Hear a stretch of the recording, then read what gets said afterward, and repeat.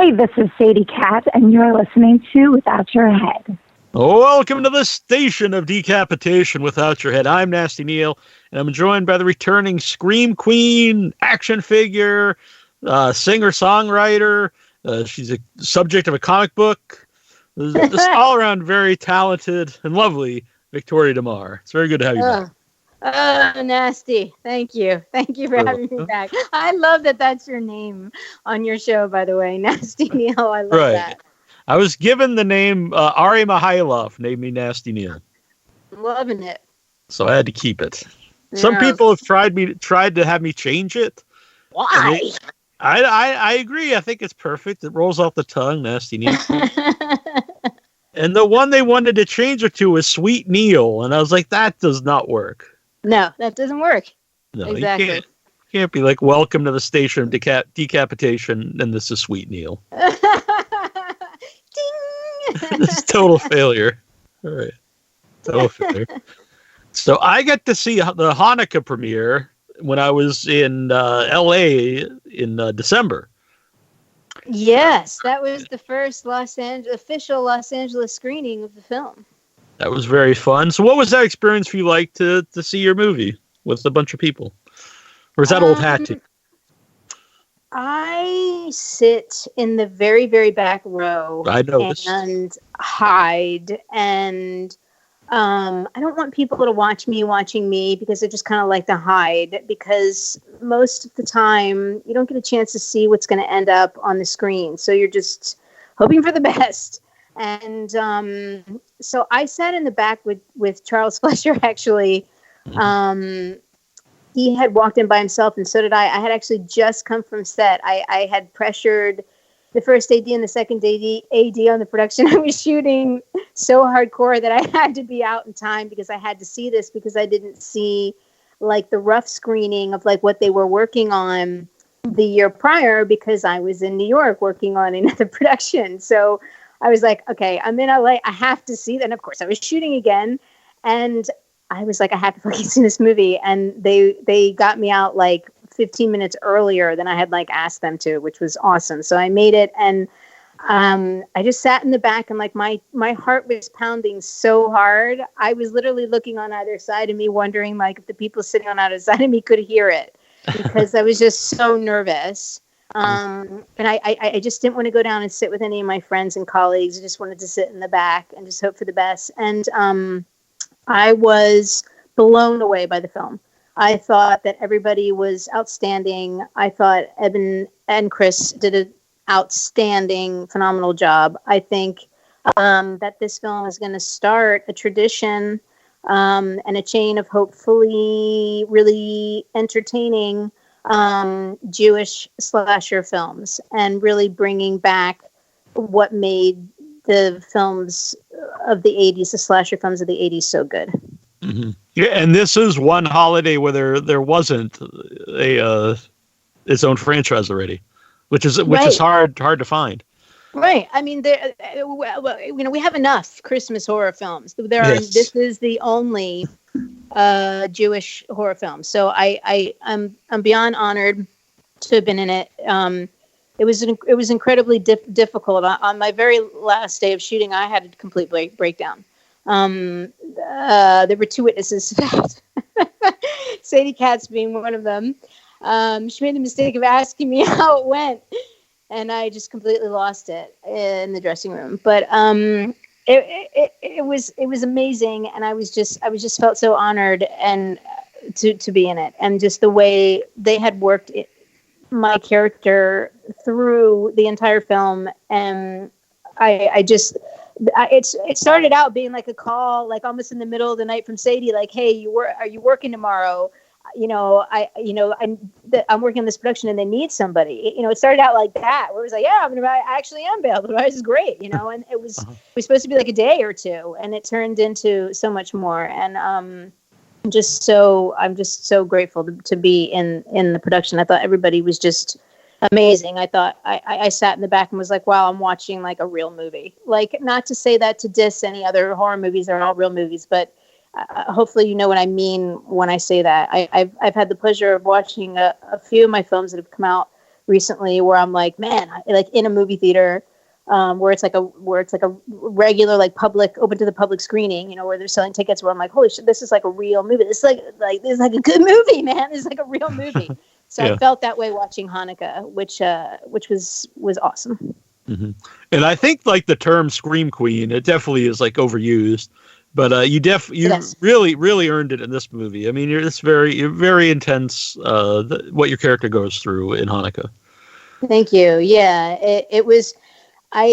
One of the first things my colleague Sarah French said to me after the screening was, "Whoa!" She was like, "Wow, they put you through the ringer with that one, didn't they?" And I was like, "You have no idea like what was going on like behind like so much that didn't make the final cut. You shoot so much and so much and so much, and you just have to pick and choose what makes the screen. But that there were a couple of shots that I was hoping to see that it didn't really see, and there was some other stuff that we had shot that didn't make the cut. But yeah, it was. I had a complete mental breakdown after the on the final day of it. It was real. I mean, this girl really like goes through everything, and you feel her pain throughout the entire film because she's kind of like a through line through the story of like what's going on and this craziness, this guy and this killer, and that's going on. And it's like, then it's like the present situation of like what's going on. And then like they're finding out this like weird shit going on. And it's like, where the hell is this girl? And then she keeps coming back and you keep seeing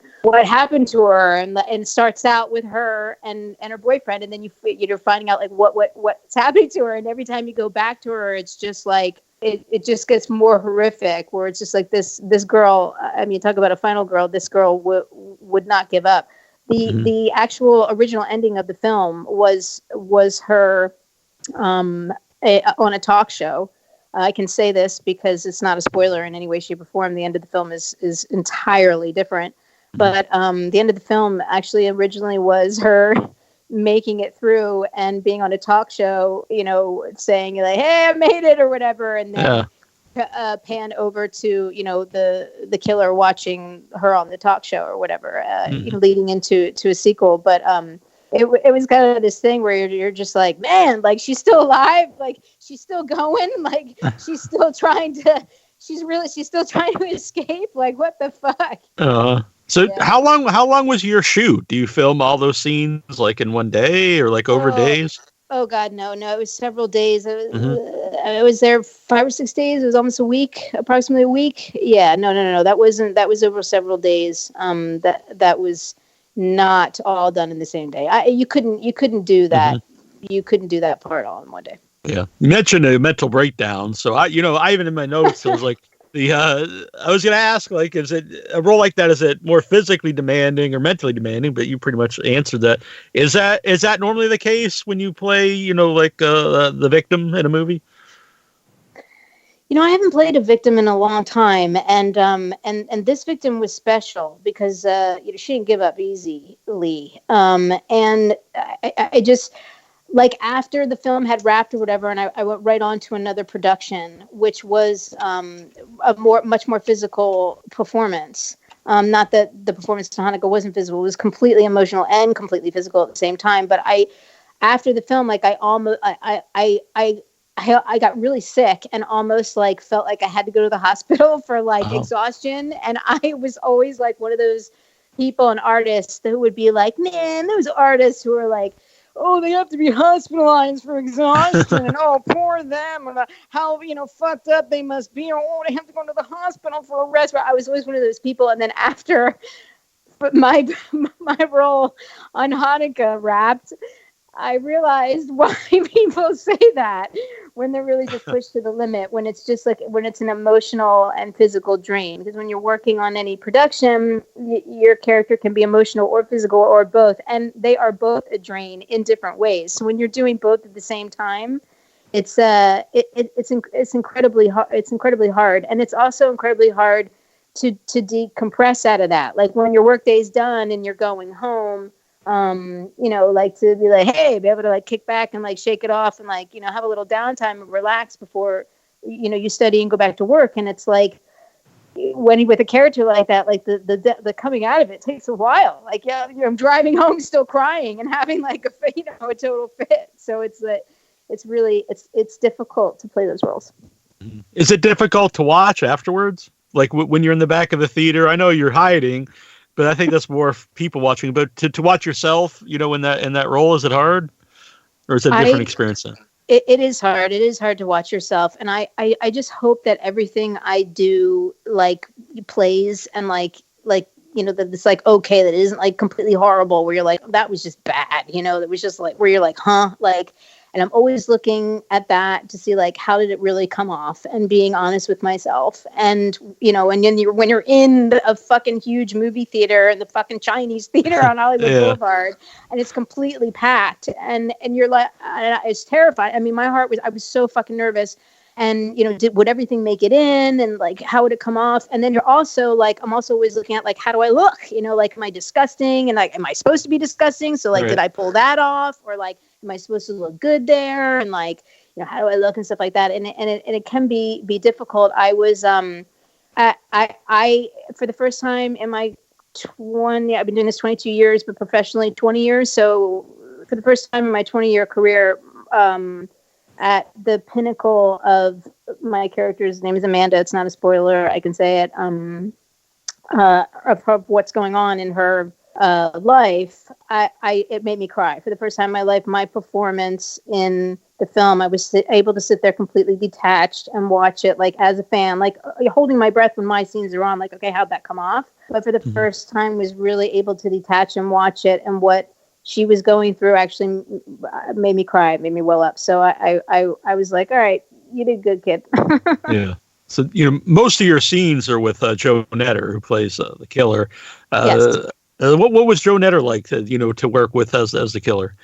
Phenomenal, because he understood that when you are going through such hysteria, and then you break for the day, and then you come back to work the next day and you have to pick up right at that moment and go forth with whatever you're shooting, that you have to start your workday in that hysterical life or death place. And that is very difficult to do. And, the audience doesn't know, they think that's all going at one time or whatever, and doesn't know, okay, well, they cut that, they shot the end first, and then they shot that middle second, and then they shot the beginning here. And the audience doesn't know. So it has to play like it's all happening then. And so it's very hard to start your workday having a breakdown. And Joe totally understood my process of it. I had asked the entire crew. I mean, Eben had made an announcement to not, when Victoria comes in and she's on set, where she is in character, don't refer to her as Victoria. When she's crying and freaking out and rolling around the ground, I had asked them, I said, please just leave me there. My safe word will be Eben. So if Victoria de Mare is not okay and I yell out Eben, then Otherwise, I'm Amanda. Treat me as Amanda. If I'm rolling around, writhing on the ground, screaming and crying, I can't come out of that and then for the next setup be in that same place. I need to stay in that. And you have to stay in that, because then in real time that makes sense of where you're going emotionally. And Joe understood that. So I would go into a place where I would need to get into that headspace, and he would start coming around the corner fully in wardrobe and makeup and everything, and standing at the edge of the hallway where I was, or the doorway, whatever, and totally terrifying me and freaking me out and scaring the shit out of me. And I was having this whole fucking dialogue with him around on set as it was going on, with him and everything. We were having our own thing, because it he understood that that's where I needed to go or whatever. And it's very it can be very difficult when his role is basically as the killer is not to react. And he did a brilliant job of just sitting there where you're what is he thinking? What is going on? What is happening? Respond, you know what I mean? To what's going on. He has zero response, and it's eerie as fuck. And that is very hard to do. It was phenomenal working with him. We had an amazing time. I don't know that I could have done what I did without Joe playing that role. Yeah, he's a lot of presence on screen as the killer. Yes. Mm-hmm. And you mentioned, because I think sometimes people think the voiceless killer role could be like easy, but when you see someone who's not doing a good job, you realize it's not easy. Exactly. He was doing so much, but it was understated in like the perfect way, where it's, he was eerie as fuck, man. It was eerie as fucking hell. The literal horror he was creating and had absolutely zero response to it whatsoever. That is very difficult. I had an amazing time working with him. Yeah. So you mentioned Sadie Katz. So how long have you known Sadie Katz? And by the way, you've now tied Sadie Katz 3 appearances on Without Your Head. No, I gotta go 4 now. Beat that bitch. Oh, I worship Sadie Katz. We've known each other 9 years now. Wait, my math is bad. 8, 2011, 2012. We met 8-9 years, something like that. Mm-hmm. Sadie and I met making a film called Lesbian Zombies from Outer Space, which unfortunately the production never finished as a feature film, and they created a comic book out of it. So you can go check that out actually on Instagram, Twitter, everywhere. Lesbian Zombies from Outer Space is the comic book. It's a hell of a name. Yes. Yeah. So did you bond right away? Did you form a friendship right away working on that? Oh, absolutely. We totally did. She's the sexiest lesbian zombie that I have ever had the pleasure of working with and having a scene with. Yeah, we hit it off immediately. I love Sadie. I think she's amazing. She's real. She's honest, and she lets her balls hang out, and I love that because that's what I like to do. Mm-hmm. Now, does that happen often, where someone you work with looks out for you? I was out in LA briefly, and everyone I worked with was very nice, but I think a lot of people think it's also very cutthroat. So, I guess what is that like? Are most people nice, or most people aren't, or it just depends? I mean, that's a little question for me because I think generally the people in Los Angeles are just complete shit. I've lived here for 20 years. Fair enough. Honest to God, the dichotomy of the people that live in Los Angeles, in my opinion, or 20 years of living here, are just absolute shit. But in the entertainment business is the most horrible, worst business in the world that you could possibly ever choose to go into. It is absolutely cutthroat. People don't give a fuck about you. They want the role. They want the money. They want the part. They want the opportunity. They're hoping that you fall down and fail. They're hoping that you die off. They're hoping for it. They are. It's like that.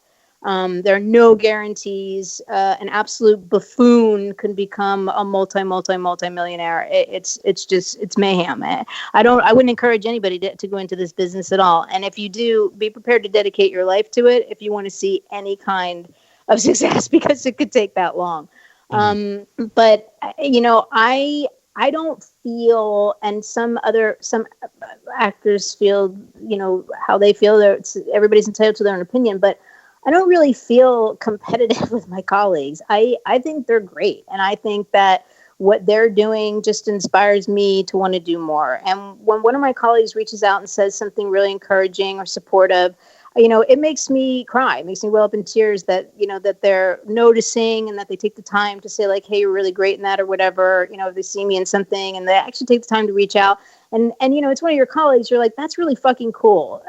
I think that you can attract more bees with honey, and it's much more important to be supportive and to emanate that kind of positive energy. Yeah, man, fuck yeah, you go, you do it, you go, because then it's hey, if they're doing it, I can do it too, and then we're all doing it, and then it's just a lot more fun. So I know a lot of women and men in the business that feel that way, but some people just don't. They and that's the way LA is. So they act to your face, oh, hi, yeah, oh my God. And then they turn around, they're like, I hope she dies on the way home. I hope she has an audition tomorrow. Fuck her. You know what I mean? I hope she fails. It's she's doing something else. It's that's what social media can get so vicious, because it gives people the platform, to speak their mind in their, their computer in their dark room where they're not, face to face with this human being. But, the entertainment business is the worst business in the world you could possibly go into. There's no guarantees, and it doesn't matter how good looking you are or not. because they could be looking for someone who's not good looking. You know what I mean? That it doesn't matter how smart you are. It doesn't matter how educated you are. It doesn't matter how much you've studied. It doesn't matter how talented you are. Everybody's fucking talented. You know what I mean? Like everybody has something to offer. Like that whole, oh, they're talented. Like I hate that when you see in fucking interviews, people talk about, oh, she's so talented. You're like, yeah, and that's like a fucking prerequisite. That's like trying to get into fucking. That's like trying to get into fucking. It's trying to get into like that's like trying to get into a 4-year university without a fucking high school diploma. It ain't happening. I mean, that's a fucking prerequisite. Okay, Sure. like I hate that shit. So it's like the entertainment business is horrible. Is a horrible business, and it's filled with horrible people. But the flip side is you can help heal and inspire the world with your art. You know, you could really help people. And so, you know, there's the grass is always greener on the other side, and you got to take the bitter with the better, right? Right. So had you met, did you know Eben McGarr at all before this? No, I met him on the first day I was hired. Uh-huh. Yes, I didn't audition for that role. That was a referral. Mm-hmm. Yeah, I've known Eben for a long time. I consider him a friend of mine. He always looks mad.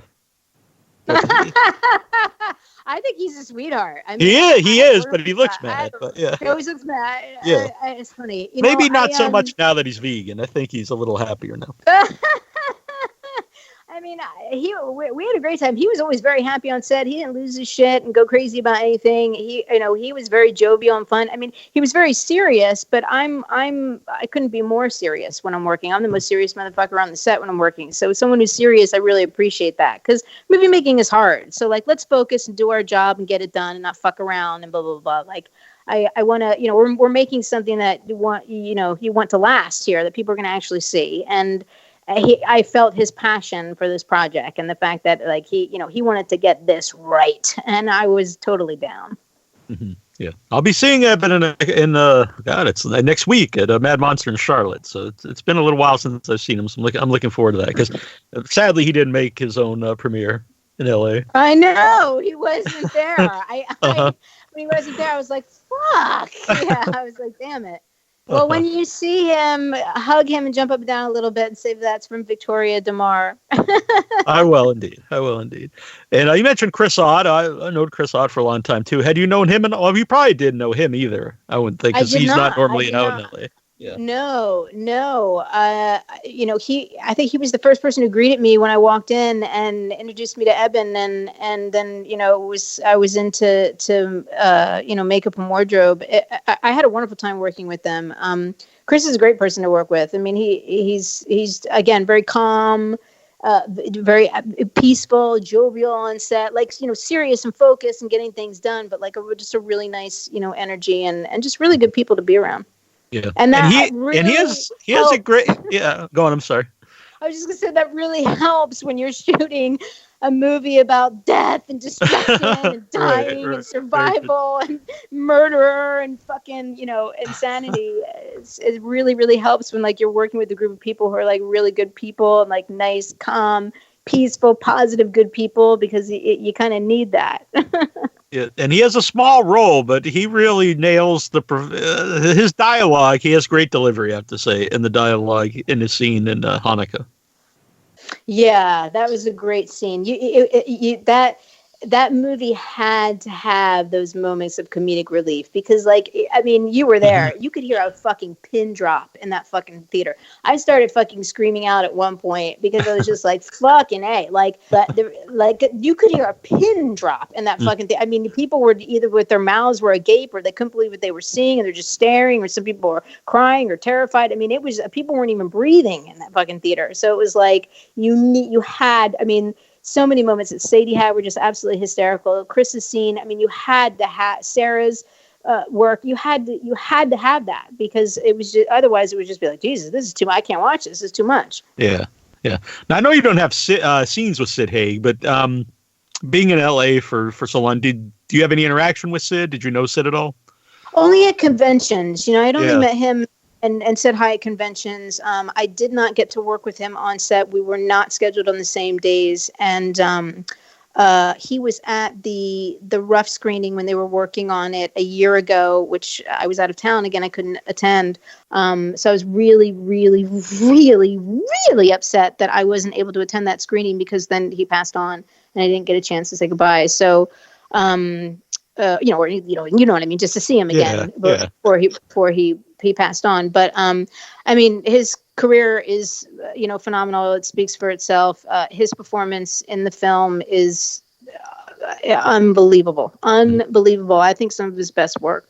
I agree. He's the stuff with Sid is amazing in it, and you can see he's not necessarily doing very well, but he's giving it his all, and it fits perfectly for the role. But yeah, it's sad to see him, but it's perfect for the movie. Yes, I mean he was perfect in that role. Perfect. Mm-hmm.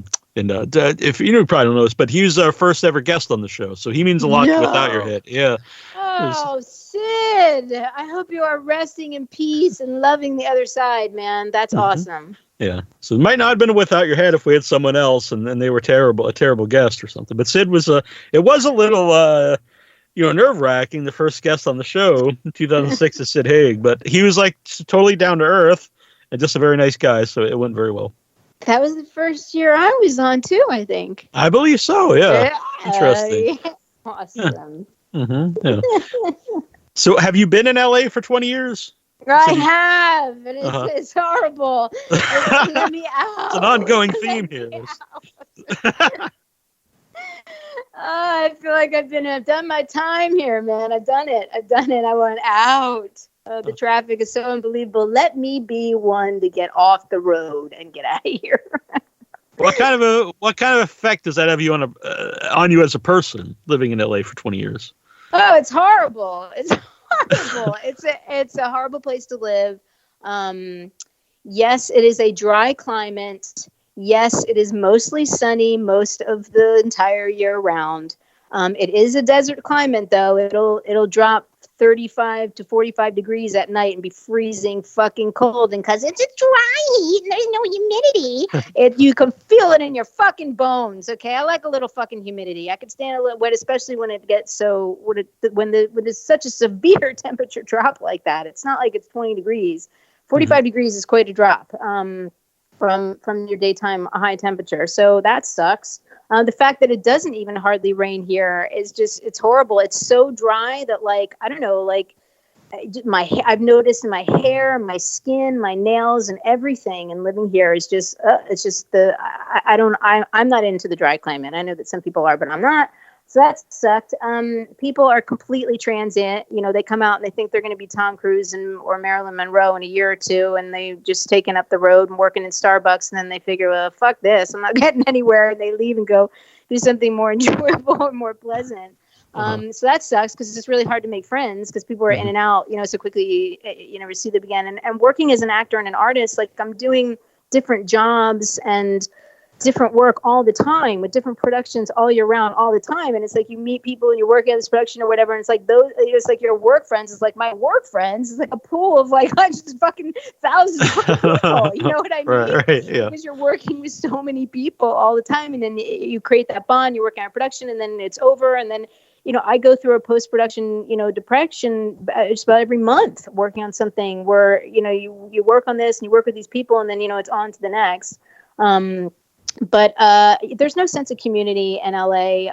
Everybody is very self-entitled that they're the next Justin Bieber and that they're this and they're that and that they have this and that to offer. And there's no respect for one another. There's no community here, sense of community. It's not a city. Yes, there is a downtown Los Angeles, which is the city of Los Angeles, but it's really Los Angeles County when people are talking about Los Angeles, which is like the entire fucking county is like the city that they're talking about there. So there's no really central spot or place or, it's not an urban environment at all. If you like the suburbs, move to LA because that's really where you're moving to. It's not a city environment at all. I'm an urbanite, so that's difficult for me. It's really difficult to date and have relationships here. I don't generally talk about personal information, but just, talking about, life for 20 years in Los Angeles, it's incredibly difficult to have successful, healthy relationships in Los Angeles. I've lived in different countries and different cities, and Los Angeles has been my least favorite place that I've lived in. Why is that? Is it people are jealous if you're working with other people, or why is it that it'd be hard to have a relationship? Oh, I mean, it could possibly be my profession, but I have sought, other groups and communities of people to interact with and associate with outside the entertainment business. And it's not any easier and the other people who have other professions and careers either. I don't know. There's such a sense of like pretentious, superficial, just entitlement here that like as if nobody exists else in the world except them, and everything should be just for them. Like it's an incredibly selfish environment, and you can't be in a successful relationship if you're selfish. Mm-hmm. And do you have to, as an actor, do you have to not be selfish, but do you have to have an element of that? Like, so you're on social media, and obviously you're going to promote yourself, self-promotion. So even if you hate social media, you have to use it. So yes. Is that hard to deal with? Because you have to post pictures of yourself. It could come off maybe you were being, thinking a lot of yourself. I don't mean you personally. I just mean in general. You know what I mean? Yeah. Oh, absolutely. Social media is a pain in the ass. I fucking hate social media. I loathe social media, and it's very time consuming. It's very time consuming. You have all these different platforms, and it's free promotion. So if you have a business, something to sell or something to promote, you're a fucking idiot for not using it because it's free. You sign up with an email address. And so I think that, it's imperative to my business to use it and to interact with fans and whatnot. You can connect with other people in the business.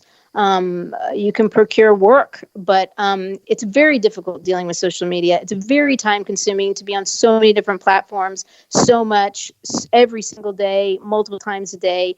Even when you have people assisting you and helping you, you're still checking things out. You're still going and looking at them and make sure everything was posted right and everything, or, whatever. It's still time and energy. And it takes up so much of every day.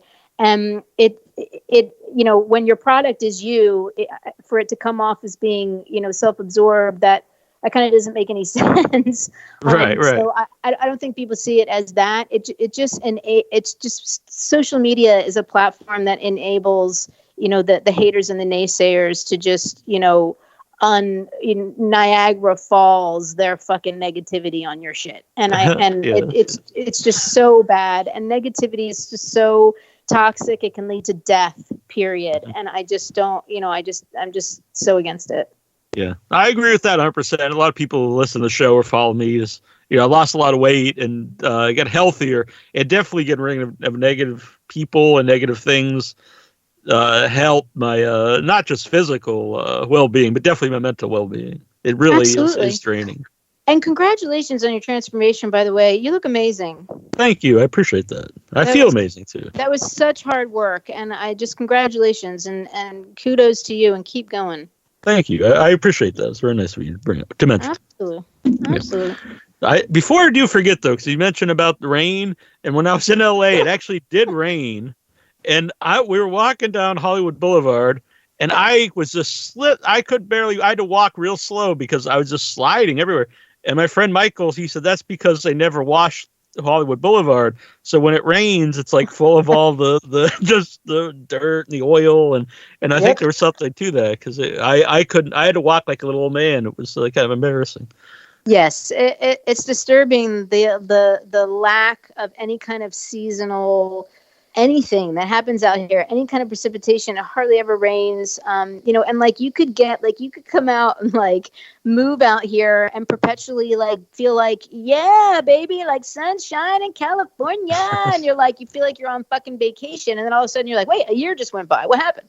You could get lost in this time warp because there's no seasonal change. It's just the sun's either shining or it's overcast, or it's mostly shining and then it's overcast, and then it'll rain maybe 4 weeks of the entire year, and that's it.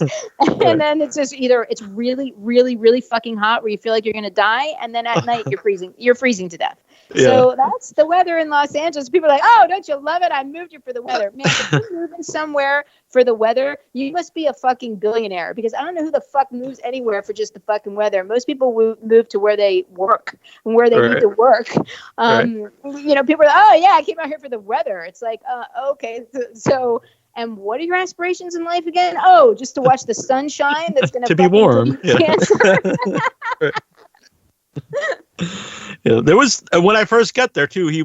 Michael and Sophia, I stayed with. They said, "Now you got to remember, like you said, doesn't rain in L.A. So if you see a puddle, it's not from like the sky, so avoid it because it's something you don't want to like step in." I was like, "Oh, good okay." Advice. Yeah, there's also a lot of poop, which I've never seen so much poop everywhere.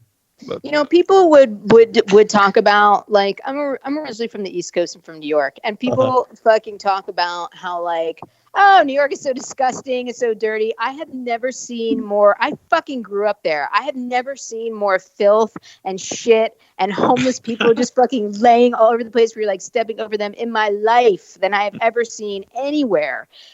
Other than Los Angeles, it's disgusting. When you drive downtown, you're starting to drive downtown into like the city area. God forbid you have to go down there.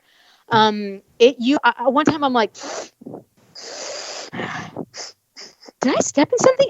Through the air conditioning vents, I was getting the smell of urine from driving on the fucking freeway to drive downtown to Los Angeles. Holy shit, man! It doesn't smell like urine in New York, brah. Right, yeah. I'm in Massachusetts. I'm in Cape Cod, so it's a tiny town. But when I go up to Boston, the same way. It's not. Even if you go to not the greatest areas, it's not that filthy. No, Los Angeles is the fucking toilet. So I want to bring this up. It's very cool. Beyond the Law with Steven Seagal. That's going to be cool to be in a Steven Seagal movie, and you even made the trailer, which is very cool. I did, and one of my pop songs also made the film. Oh, really? Oh, that's really awesome. Yeah, I have a co-starring role in the film. You can see me in 2 scenes, one dancing, one acting, and then I have a 3rd scene with one of my pop songs, Wandering, from my first debut album, self-titled Victoria De Mare. So check it out. I'm credited underneath rap star 50 Cent in the fucking credits. I'm like, okay, that's fucking awesome. I'm a fan. He is a huge world-renowned star. So I can't even believe that my music also made music of his that was in this film. I'm a huge Steven Seagal fan. So any Steven Seagal haters out there can suck my fucking dick and lick my balls because the man is a fucking icon. So have some fucking respect. I love him. I think that he's great. This was kind of like a comeback kind of like film for him. He had gotten in some shape. He had gotten off his tush and back in action with his, mastery of Aikido, which I've studied. I love him. It's a great film. Everybody is amazing in the film. Everybody does a phenomenal job. James Cullen Bressick was the director, who is a dear friend. I didn't know that. Dear friend and colleague of mine. Chad Law wrote the script. It's amazing. It's a real fucking action, fucking like better than like 90s style like action. Like if you're a Steven Seagal fan, you're gonna fucking love this fucking film. Everybody does a wonderful job, and I'm thrilled because it had played in 20 cities in 11 different countries, and I had never had my work as an actor, dancer, or an artist and songwriter, any of my music whatsoever, in such a wide release. So I was really, really, really grateful to James Cullen Bressick for that amazing opportunity. It's out now. We can rent it on demand. It's streaming. It's downloadable. The DVD and Blu-ray is out. Amazon, Target, Walmart, Best Buy, all the stores where you like to collect. So please do check it out. I'm really very proud of this film and very proud and incredibly grateful to have been included. Yeah, that's awesome. Yeah, I know James a little bit from having him on the show and just talking about social media. So I didn't know he directed that. That's pretty wild. He's a sweetheart. Yeah, they have some really awesome. They did a collector's edition poster, like a retro poster of the film, which is really, really beautiful. James was signing some of them, and I don't know that he was actually selling them. But I'm sure that you can purchase them. But it was just so awesome to get a chance to work with him. I'd known him for many years. We'd been friends and colleagues and wanted to work together. And this just happened to be just the opportunity to do it. And I was so grateful because I was a huge Steven Seagal fan from the 90s. Yeah. Yeah, definitely. I think anyone who's around in the '90s, if you say you weren't a Seagal fan, you're probably lying. You're probably totally lying. And he had some hard times, just like everyone did. You know, with all kinds of shit going on in his life, and weight, and drugs, and alcohol, and food, and relationships. And I mean, that's life, baby. Everybody goes through all that. And if you say that you're not, you're lying, because you're probably going through you're probably dealing with those issues. Either, if not all of them, some of them. Everybody does. So, you know, when people are like, oh, you know, that he's over and shit like that, bullshit, he's over. He's got a film in theaters worldwide, bitch. So I you know, he's far from over. Yeah, definitely. That's awesome. I see the poster you're talking about now. It's very cool. Yes, it is very cool. Very, very cool. I'm unfortunately not on the poster, but I am. There were two versions of the trailer, and the distributor's cut and James's cut, the director's cut. And I actually made both, thanks to the distributor and James Cullen-Bresek. Thank you so very much. Yeah, and I don't know if you know this, but you're also the thumbnail on the video on IMDb. That is fucking awesome. Am I really? That's awesome. Yes, you are. There's two of them a trailer. I think it's two different trailers, and one of them you're the thumbnail. God damn, that's fucking awesome. Yeah, I agree. I'm happy for you. Yeah. Maybe after 22 years, I won't kill myself, and I will keep going because I think things are starting to happen. Very good. So I won't climb up to the Hollywood sign and throw myself off. All tonight. right. Yeah. Well, good. I don't want to see that happen. That would make me very sad. Okay. So, when did you start doing music? Oh man, I was blown away by a performance that my father and my late uncle did when I was like 6 years old. And just harmonizing together and playing acoustic guitars, it blew my mind in a very significant way. And had studied voice and music in school as a kid and whatnot, and up and through college, and started auditioning for cover bands and shit like that, like in New York. Like, didn't have like a band or anything, or wasn't like forming a band. Was just like, you know, going through the Village Voice and auditioning for, you know, real acts and groups that were already functioning and forming, that were looking for vocalists, backup singers, lead singers, harmony, whatever, what have you. And did that for many, many years, all different kinds of groups, doing backup vocals and dancing for hip hop groups and 70s style, like rock anthem groups and punk rock groups, and not the backup dancing and backup vocals for punk rock groups. I was lead vocals. And all that shit for years and years and years. And then I just got sick of being in bands, because all bands break up. All bands break up, and you're not going to break up with yourself. So I was like, the solo way is the way to go. And I'm just completely obsessed with movies, and movies and music to me go like peanut butter and jelly. Try and watch a film with no music whatsoever, no score, no songs, no sound effects, just the fucking dialogue and the fucking Foley. And that's it. Try and see if you can get through any movie without music. You're going to see how incredibly fucking different the experience is. So I just I started writing songs for movies with the late, great Grammy-nominated songwriter and producer Kim Fowley in 2010, 2011. And just started working with him at the time in the studio, like for almost 2 years, every day, 5 days a week. Kim would try and get in 6 or 7 if he could, but most of the other studios and the engineers would be like, fuck you, I need a day or two off. Because he was just an absolute workaholic, just completely passionate about what he did till the day he died. And I just had this amazing experience working with him, and just have been so, like, my greatest passion has really always been music, and just my feelings and thoughts that music is really the only way to bring the world together as a global community. Because even if you can't speak the language and don't understand the lyrics, you still get the feeling of the music, you still get the feeling of the sound of the vocals that you're hearing, and you still get the energy and the vibe and the message that that song is saying to you, and it still affects you and makes you feel or think a certain way. And I think that you can really help and heal and inspire people that way. So I think that to me, in my opinion, is the only way to really bring the world together is through music. Where can people find your music? Oh, I'm everywhere, man. I'm all over everywhere. Spotify, YouTube, SoundCloud, Amazon, Apple Music, iTunes, Google Play, Deezer, whatever the fuck that is. iHeartRadio. Yeah, I don't know what Deezer is myself.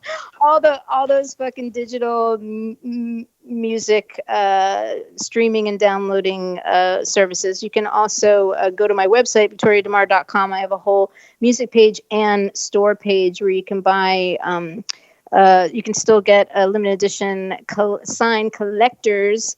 Well, it's collector's edition now of my debut CD, Victoria De Mare. That was the first release in 2013. Wow, 2012? I think 2012, actually, maybe it was, of my own solo music, all written by myself and my music partner, Michael Sean Collin, who's an incredible film composer and the founder of the amazing EDM group, Housemate at Dawn. So you got to check him out, too. I was really very proud of that album, so I still have CDs available of that, but everything else, all the other albums, I have 4 albums out now. They're all my own solo music, produced, created, performed, everything between myself and Michael Sean Collin. Everything you hear is just 2 people, and I just absolutely love working with him. We go together like peanut butter and jelly. My current album is from 2019 that was released in the fall of 2019. It's called Fuck You. It's a 12-track album, and it combines 9 different genres of music. Mm-hmm. Yeah, I've played your music on various shows. Yes, and, you have. Yeah, I dig your music, and it's cool. You get CDs. I grew up in the '80s, so in the '90s, and it's weird that now, like, you can. There's really, like, a Best Buy doesn't even sell CDs. I know. I was in fucking Target over the holiday, and I was looking for some DVDs, Blu-rays, and CDs in the music section. And the music, I was like, what? And I was like asking the salesman, where's the music section? The music section was like these 4 shelves, like in the corner of this one aisle where they had some vinyl and a few CDs, and that was it. Yeah. I was like, what the fuck? And it was like Britney Spears and like the Rolling Stones and like fucking all the current hits, right? Yeah, it was all like, that in there, and Lorde and fucking Billie Eilish and all that fucking bullshit, and it was like, what is that? Like, first of all, what the fuck? And then it was like Aretha Franklin. It's like, what the fuck is this selection? You know what I mean? Like, what the hell? I mean, I grew up in the 80s and 90s as well, and I still have CDs, and I still play my CDs. I still have a CD player. I still have a record player that plays vinyl. Mm-hmm. I still have a tape player that plays cassettes. I still have some cassettes. Cool. Yeah, I'm a collector, so I like to get and keep all that stuff. I have so many DVDs and Blu-rays, it's ridiculous. Yeah, well, I'm sitting here with a big stack of Blu-rays and DVDs right next to my head. Love it. I love having the physical copy. I agree. When you're a fan, when you're a film fan and a collector, it's like you gotta have it, man. It's like I'll watch some films and content and whatnot, digitally on my phone or iPad or whatever, or quote online. But man, it's nothing like getting out that fucking Blu-ray or DVD and popping that shit into your TV, man. I like to have the actual physical disc. I still have some fucking VHSs. I still have a VHS player, believe it or not. I still have a lot of VHS, but I don't have a working VHS player to watch. Oh, really? Yeah. VCR, I guess. VHS player. What the hell does that mean? But yeah. I know. What am I even saying? VCR. I know. Like, oh my God. I remember having, like, my family was one of the first families. I think we were the first family on my block to have a VCR, and it was like the fucking coolest thing in the world. Yeah. Yeah, we kind of say the same way. And we used to have to go to this place. No one will know, but it's Curtis Mathis. It was like miles away to rent movies. And I was a huge horror guy, even as a little kid. And so I get my mom to rent me Motel Hell and all these crazy movies in the magazines. And it was nothing like watching I mean, I know that's cliche. Everyone misses the video store, but it was very cool to go to the video store and look at the covers and find some crazy movie that you hadn't seen before. That was my favorite thing to do when I was a little girl, besides like making up like skits and dances and stuff like that in my room and acting out this dialogue of I don't even know what it was I was making up. I like to go to the fucking videos. That's my favorite thing to do. And I always, as a kid, beeline to the horror section, looking at the rows of all that artwork. Beeline. It was like, no, I didn't want to rent any of that princess Disney shit. I went right to the fucking horror section because the artwork was the best. Yeah, we're definitely. Like, what is that? I want to rent that. What the hell? Mm-hmm. Yeah, definitely. That would draw you in.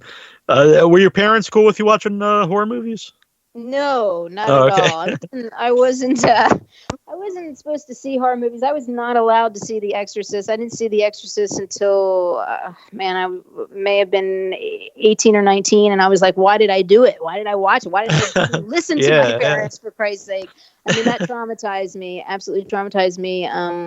Idiot for not listening to my parents on that one. But, Jaws has terror. I don't go in the ocean, man. I don't go in water. I respect the sea and Mother Nature and all that shit, but I do not go in water where I cannot see the bottom, especially the ocean. You'd have to pay me an obscene amount of money to get me on a boat. I mean,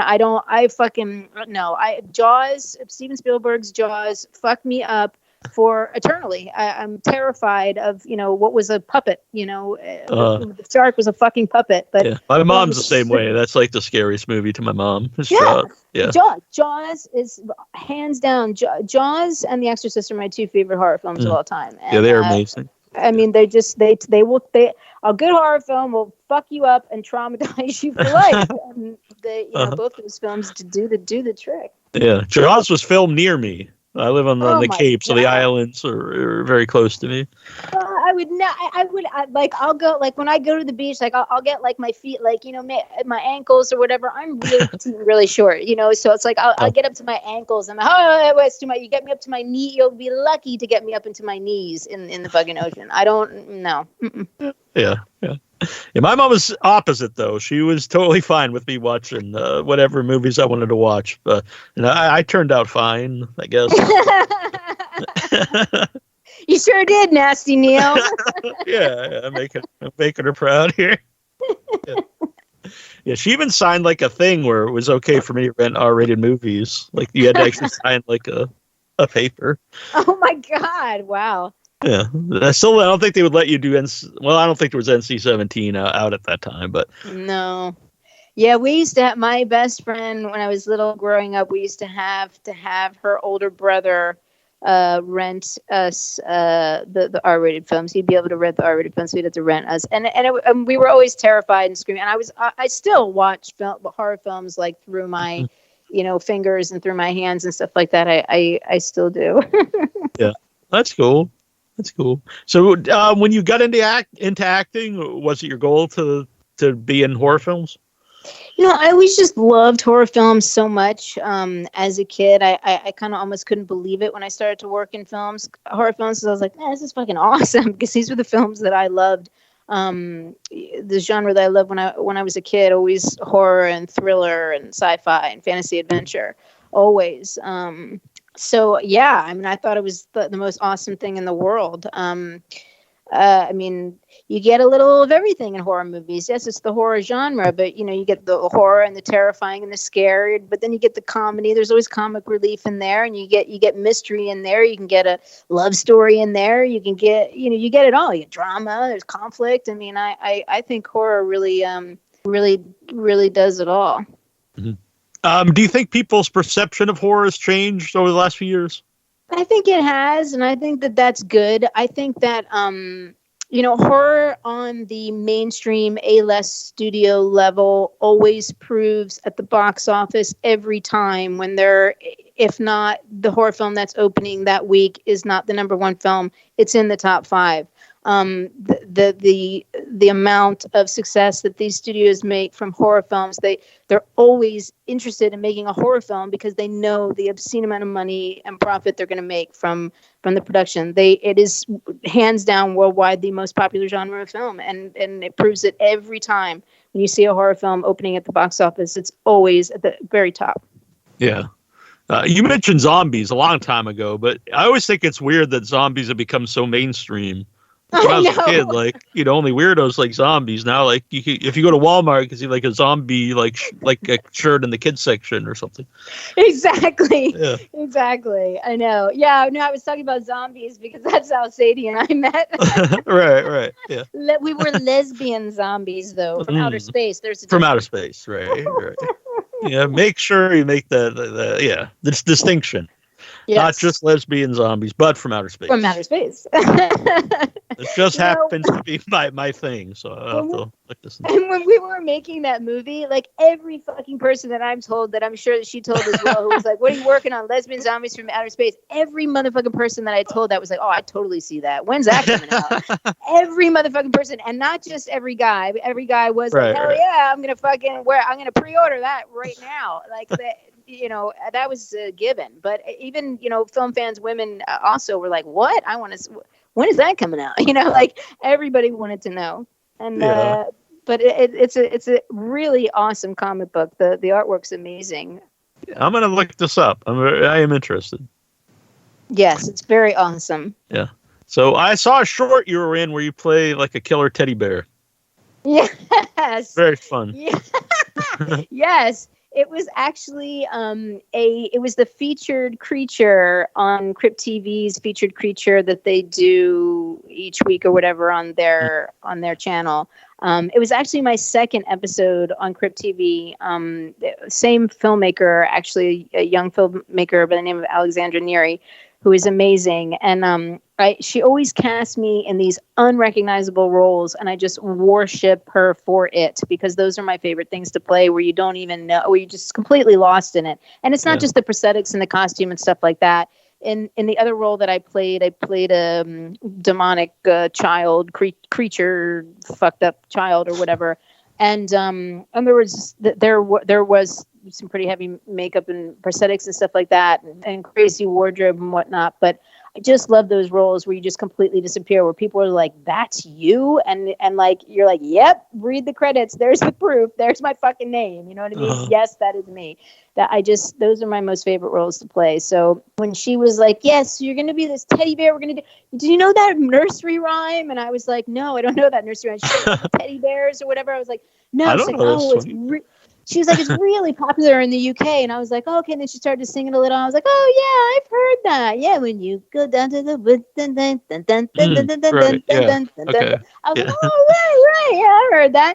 She's like, yes, there's going to be those, like, going to be bears or whatever. And then I was like, okay. And I didn't realize at the time when she was pitching me the idea of taking this role that it was really going to be like full on face, like gluing fucking hair to your fucking face, which was fur to your fucking face, which was horrible. I had a whole new respect for what my cat goes through with all that fucking hair on your face, man. Getting in your eyes. I mean, inevitably it gets in your eyes, even if it's nowhere near your eyes. And oh man, it was so many hours of putting all this shit on your head and face and everything, gluing all this stuff on, all this hair. And then the suit was really fucking heavy.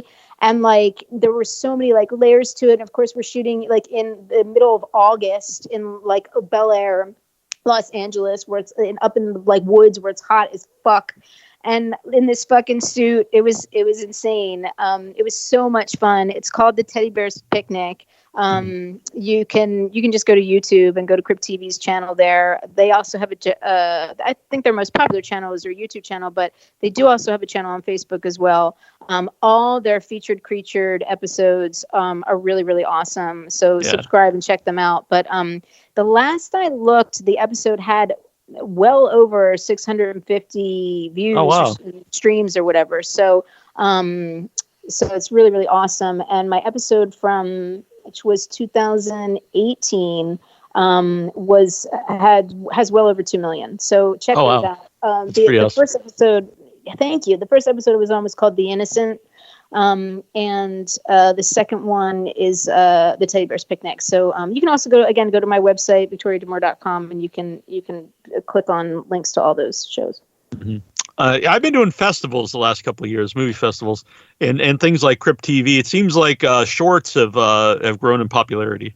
Yeah, because in a streaming service like Crypt TV, all those little, short films that are, 7 and 10 minutes long become TV episodes and all this great streaming content for their TV channel. So it's really, it's just perfect. I've gone to more and more festivals over the past couple of years myself, and the short programs of short films that are actually, 20 minutes and 30 minutes in length are screening as well. So it's really, really great. I think if you are any kind of interested up and coming filmmaker, that you should absolutely start with a short. You can make one that's 5, 7, under 10 minutes and submit it to Crypt TV and have a massive credit on your resume for a Crypt TV episode from making a short film, that becomes an episode for their service. So, and so many festivals that, you can get your project out there, getting it seen, it could win awards. And then, there's the film community goes to film festivals, all film festivals, and there are so many worldwide. So, get your, ideas down on paper and make those short films and submit them, because there's absolutely a demand for short film projects. Yeah, definitely. Yeah, I have my own short film on the festival scene now. It's won a bunch of awards. I'm very excited about that. It's not horror related, but it's cool. And but you mentioned amazing. Congratulations. See, thank you. It's exactly what I was just talking about. Exactly. Right. That's amazing. Yeah, thank you. I am very proud of it. I didn't know anyone would care about it, but people seem to like it, so it's very cool. That's amazing. Congratulations. Thank you. And what I was going to say was, you said about 20 to 30 minutes. It does seem like, you say short, it could be anywhere from just a couple minutes to maybe even almost 40 minutes. It seems like runtime isn't necessarily as important on the festivals, except for if you go really long, I think, because that makes it like if you have like an over 2-hour movie, because that makes it hard to book with other films. Absolutely. I was in a horror short called The Crossing, that I starred in, and as well as one of my songs was in the film, and also the end credit. And Thomas Haley's film, The Crossing. And it played at so many festivals for I think it played in festivals for 2 years almost, or a year, 18 months or something. It was just playing at every fucking film festival, not every, but almost, that he was submitting it to. And it was just getting, screenings and being nominated and winning awards for so many different categories. It's just awesome. And I think the length of that film was about 18 minutes. Oh, nice. Yeah. Have you ever thought of you writing or directing your own thing? Yes, I have. I have some ideas for some projects that I'd like to do. Absolutely. Yeah. I had produced a short film that I had starred in called, Loving Graham Parsons.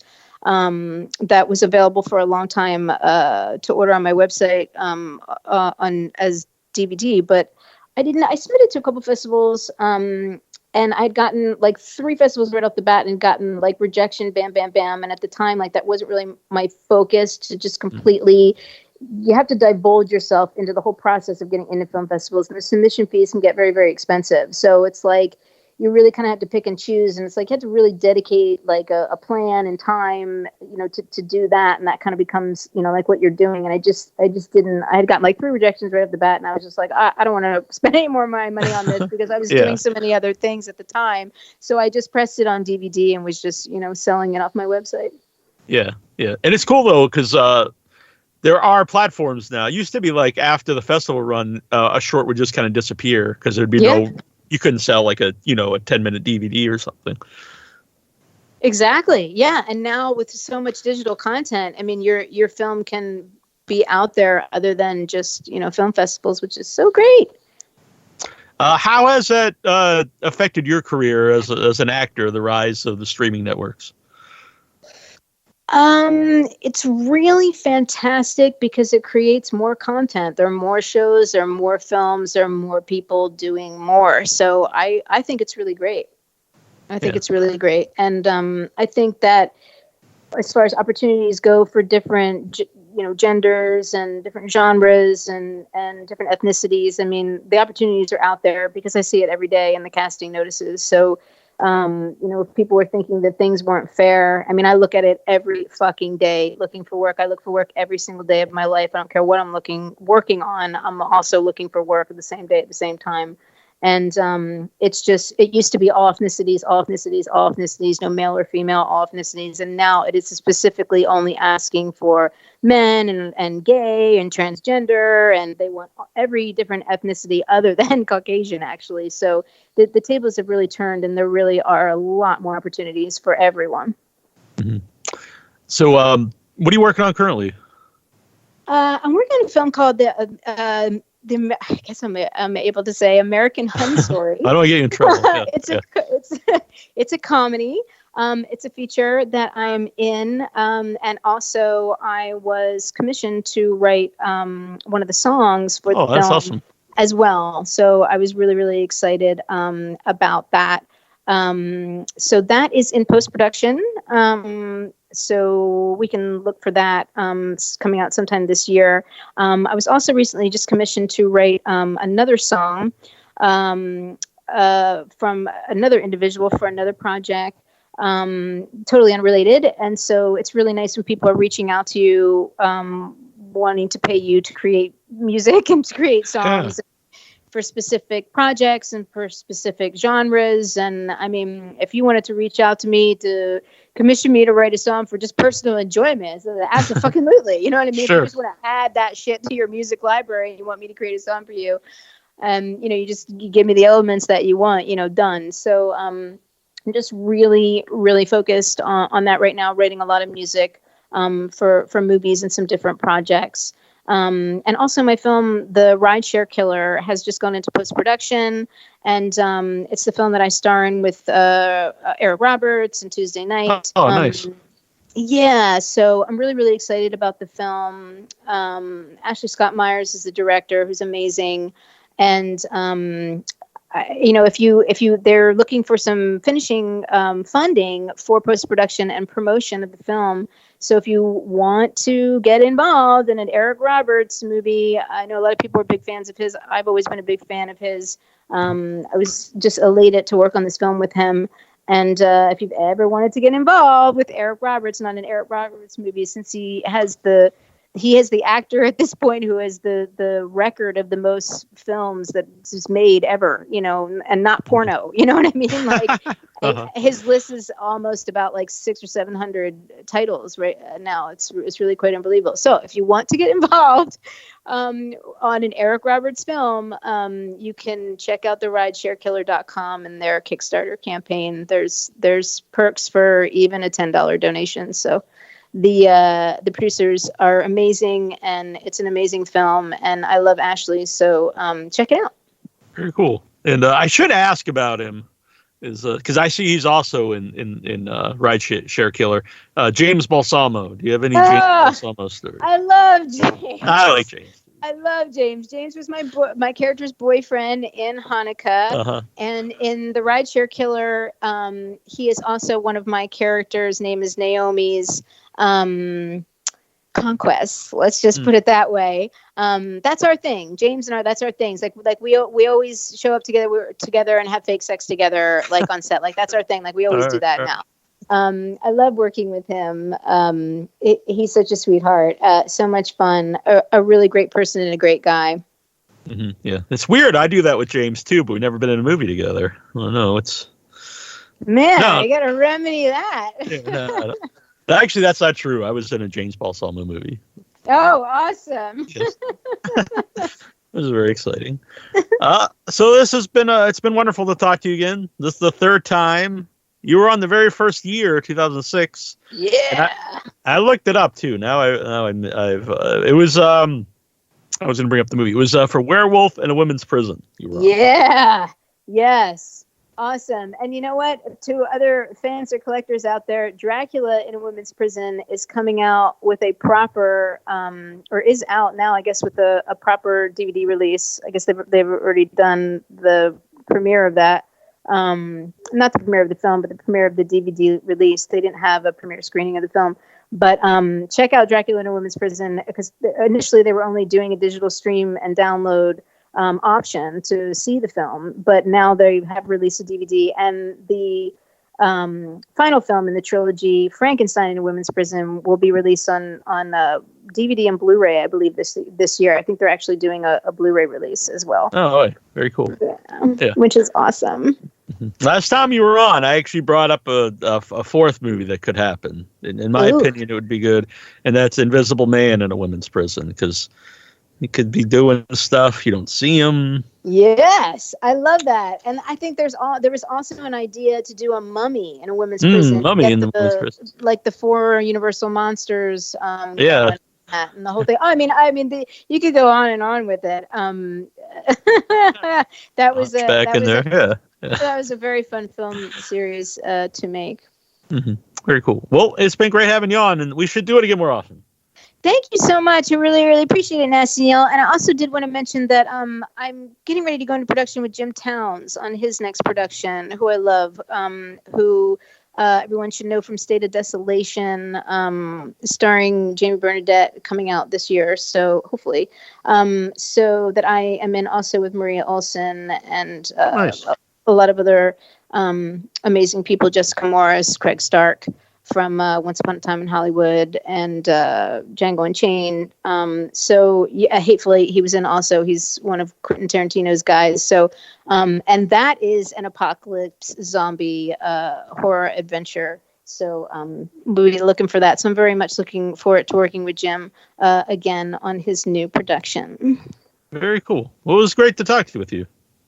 Yes, thank you so much. And everybody should go to the website and check out your pre-order status, because Hanukkah is actually released worldwide on Blu-ray and DVD. I think it's March 17th. It is. I actually had it in my notes here, but I don't believe I brought it up. Yeah, which is awesome. But I believe they might be sending out some of the pre-orders this month. Oh, really? In February. So so check it out, the HanukkahKiller.com, and get your pre-orders in, because you won't have to wait, because I think there's a rumor they're going to start sending some out this month. So there's all kinds of amazing merchandise too from the film, and vintage posters and things like that. So do check that out. Excellent. I feel like I should give you a nickname here, like Vicious Victoria or something. Yeah, I love it. Yeah. All right. All right. So this is an excellent time, Vicious Victoria. Now remember that for the next intro. Yeah. It's always Nasty, Neil. Thank you. Very good. Thank you very much. Thank you so much for having me on, and thank you to everyone who tuned in, and thank you to all the fans. I do it all for you. Awesome. Very good. Thank you very much. I'll have this up either later tonight or or sometime tomorrow. It'll be up in the next day or so. Awesome. This is Joe Knetter, the Hanukkah Killer, and you're listening to